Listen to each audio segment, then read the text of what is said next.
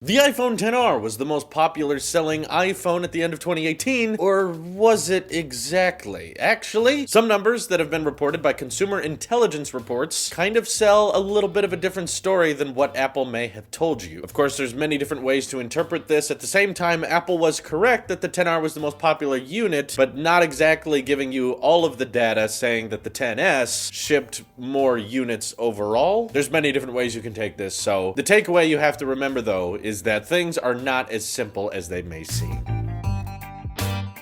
Now, before we get going, this is research done by a third-party company. This is not data directly from Apple. You're welcome to discredit it and say, none of this could be true, this could be inaccurate, because it's not from Apple, but keep in mind, Apple's not releasing unit shipments numbers anymore. So, you're not gonna get this information first party. Apple's announced that they're not giving out that data anymore. So, if you want to discredit every third party doing their own research, you basically are saying, there's no way we could ever know. And you're welcome to do that. We can just say that, I see a lot of iPhone XRs in my life, therefore it is the best-selling one. You can do your own in-the-field sampling, but according to this third-party intelligence reports, they're saying that in November of 2018, the iPhone XR equated for the largest chunk of the smartphones sold at 32% of all of the smartphones sold in November of 2018. The majority of them were the iPhone XR, but the key difference here to remember with the iPhone XS versus the iPhone XR is that this report keeps the XS and the XS Max separate, even though both of these phones have almost identical features, with the only difference being their screen sizes and their batteries. And of course, the biggest price difference, $1,000 for the XS and $1,100 for the XS Max, and the XR starting at $750. Now, when Apple said that the iPhone XR was the most popular unit ever since it launched, they were technically correct, but if you take into consideration that the iPhone XS comes in two sizes, and you bunch their sales numbers together, the iPhone XS was actually a bigger chunk of the sales, at just a little bit over 35%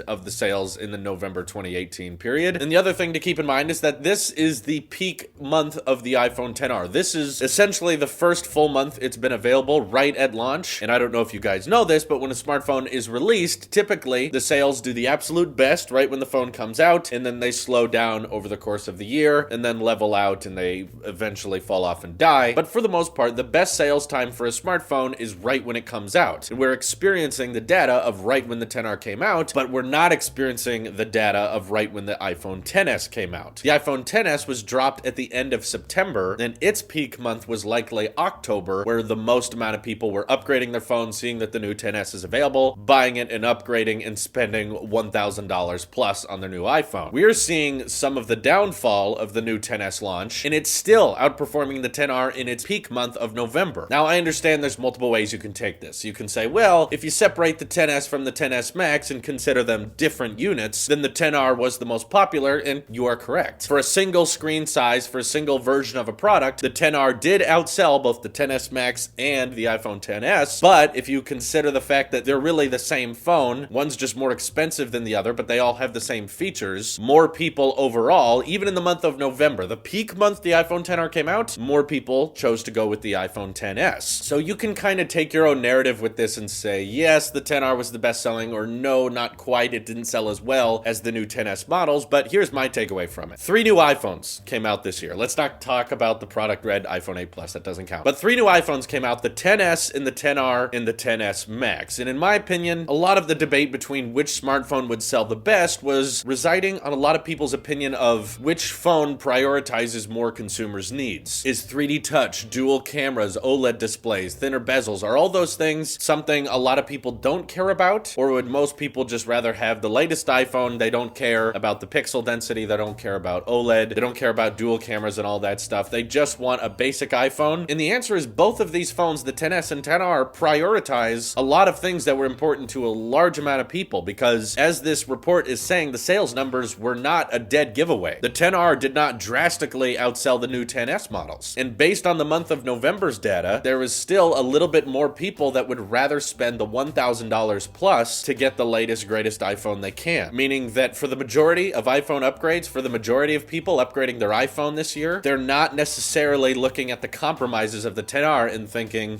this seems to be worth it. This seems like a great compromise. I'm gonna go with the XR. Definitely a large chunk of the iPhone sales, but not the majority. More people were looking at the new features that the XS offered and would rather go with that. What is interesting, however, is that this report details the fact that the iPhone XR appeared to switch more people from Android to iOS, which I, for one, find particularly bizarre because I feel like a lot of the things Android users care about are not available on the XR, like 1080p displays or expandable storage or things that they can get on other smartphones like dual cameras for much, much cheaper, like on the OnePlus or the Pocophone. They don't have that on the XR, but this report's saying that a large number of Android users were switching to the XR, way more in fact than the iPhone 8 or the 10 were able to switch from Android last year in 2017. Meaning that for the large majority of Android users, the deciding factor actually came down to the price. They either wanted an iPhone or they wanted an iPhone 10, but the fact that it was $1,000 or $800 was just too much, and the fact that the XR was more in that sweet spot, it was able to switch a lot more users over than previous years. Whereas I imagine the more long-term iPhone users, people who are upgrading from 6S, 7, or perhaps even earlier, or even a little later, all of them were upgrading to the XS because it had all the features that long-term iOS users prioritized. Likely things like a dual camera or a 3D touch, and they wanted to make sure they got the best iPhone they can get when upgrading. Whereas a ton of the Android users out there were just saying, I'd like an iPhone, but I don't want to spend $1,000 on it. $750, that's a tad more reasonable. But if you want to come down to the argument of price, there is some more bad news for you. What this data indicates is that Apple is seeing more people willingly spend $1,000 plus, and in fact the XS Max sold quite a bit better than the regular size XS, meaning that there were a large number of people okay with spending over $1,100 on the new iPhone, and there weren't as many people who were interested in spending $750 on the new XR, which is going to mean bad news for a lot of consumers out there, because this means Apple goes, ooh, we can go higher. We can make our phones even more expensive because we know people will pay it. So if you were annoyed with the $1,000 iPhone trend, get ready, strap yourselves in, because it's probably going to get a lot worse, because Apple's seeing this wiggle room and saying,